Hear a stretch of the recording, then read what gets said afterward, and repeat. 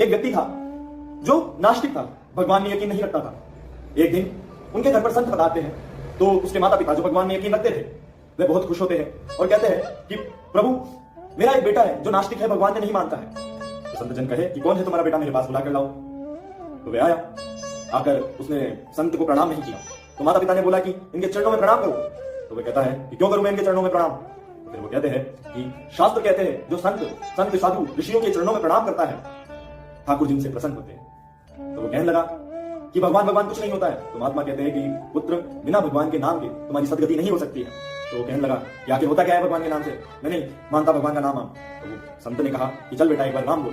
तो बोला नहीं बोलूंगा मैं। बेटा राम बोल। नहीं बोलूंगा। बोल बेटा। नहीं बोलूंगा। बोल। नहीं बोलूंगा। बोल। नहीं बोल। अरे कह दिया ना नहीं बोलूंगा राम। संत ने कहा बस हो गया। बोले एक बार धोखे से नाम लेने से क्या होता है।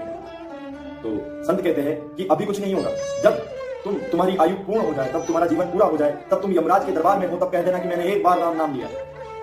ठीक, वो व्यक्ति अपने जीवन में बहुत पाप करता है और जब उसकी आयु पूरी होती है तो यमराज के दरबार में भी खड़ा रहता है। तो चित्रगुप्त जी उसका चिट्ठा बोलते हैं, तब कहते हैं प्रभु इसने तो पूरे जीवन में पाप ही पाप किया है। तो यमराज कहते हैं कि इसे नरक भेजा जाए। तो उसे महात्मा की बात याद आती है और कहता है रुको रुको रुको। बोले क्या? बोले कि मैंने एक बार भगवान का नाम लिया है। तो यमराज जी कहते हैं भगवान का नाम लिया एक बार? चित्रगुप्त देख कर बताओ। चित्रगुप्त देखते हैं तो कहते हैं हाँ प्रभु, इसने एक बार धोखे से प्रभु का नाम लिया है। धोखे से एक बार लेने से क्या होता है, यमराज कहते हैं। तो व्यक्ति बोलता है कि मैं जब तक नरक नहीं जाऊंगा जब तक आप मुझे इसका फल नहीं दे देते, एक बार राम नाम बोलने का मुझे फल नहीं दे देते। तो यमराज संकट में आ गए कि एक बार का तो मुझे पता नहीं, करोड़ों 20 लाख कुछ बार जपा हो तो पता है उसका तो कि क्या फल मिलता है, परंतु एक बार का क्या। तो बोले ये तो फिर सृष्टि के रचयिता को ही पता होगा।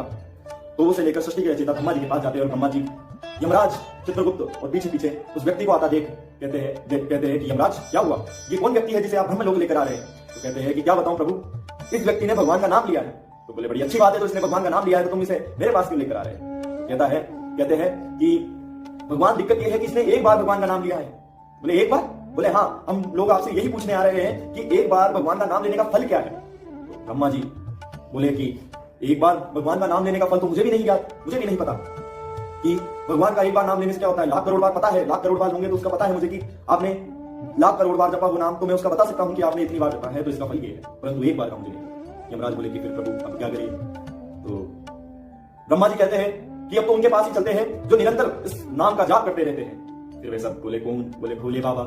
अब ब्रह्मा जी, यमराज जी, चित्रगुप्त जी और पीछे पीछे वो व्यक्ति सब चलते हैं कैलाश की ओर। कैलाश में प्रवेश करते हैं। शंकर भगवान अपनी योग में थे। शंकर भगवान को फिर याद हुआ, शंकर भगवान को आभास हुआ कि ब्रह्मा जी और चित्रगुप्त और यमराज और कोई अन्य एक आ रहा है। तो शंकर भगवान खुश हुए और कहे कि बताओ, आओ ब्रह्मा जी, कैसे आना हुआ, बताओ इतनी सारी मंडली लेकर। तो ब्रह्मा जी कहते